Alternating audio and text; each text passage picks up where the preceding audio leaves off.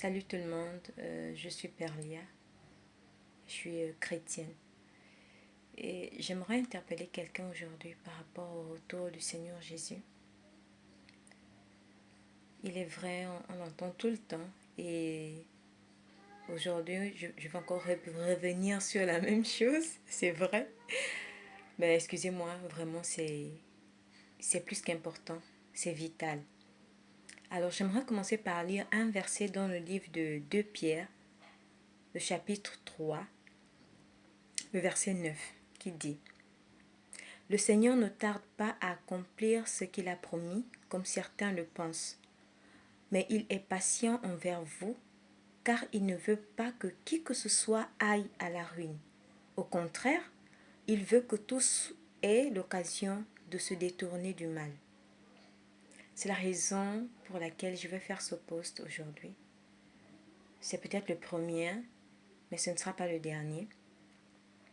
Pour dire à quelqu'un, si tu vis, c'est parce que Jésus, le Dieu Tout-Puissant, use de patience envers toi pour que tu n'ailles pas à la ruine. La ruine dont on parle ici, c'est la mort spirituelle, c'est-à-dire l'enfer, la séparation éternelle avec Dieu. Il n'y aura pas de purgatoire, il n'y aura pas de négociation à ce moment-là. Le seul instant où tu as la possibilité de négocier, où tu as la possibilité de ranger ta vie, c'est quand tu vis.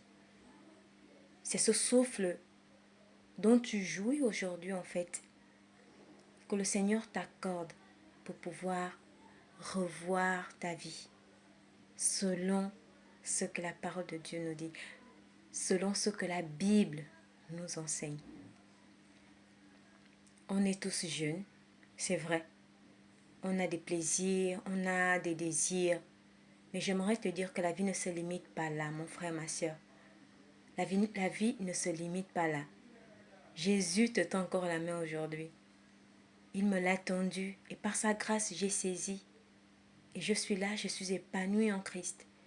Et je t'invite à toi aussi de te saisir de cette occasion, de confier ta jeunesse, de confier ta vie à Jésus, afin que lorsqu'il reviendra, que tu sois parmi ceux-là qui vont se réjouir avec lui dans les lieux célestes pour l'éternité.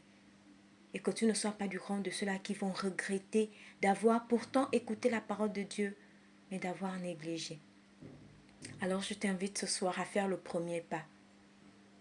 Tu ne fais pas le premier pas parce que Jésus est assis. Non, il a déjà fait depuis à la croix de Golgotha. Mais le pas que tu poses aujourd'hui, c'est le pas du oui, Seigneur. J'accepte que tu règnes dans ma vie. Alors fais-le. Fais ton pas vers la marche céleste encore aujourd'hui. C'est une nouvelle occasion pour toi. C'est une opportunité pour toi que le Seigneur t'offre encore parce qu'il veut que tu sois son enfant.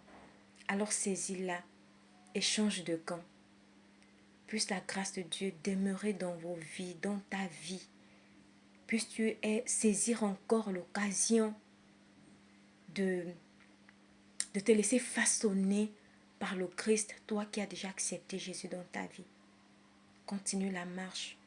La course est dure, mais fixe-toi un objectif, celui de régner pour l'éternité avec Jésus dans les lieux célestes. Amen. Soyez bénis.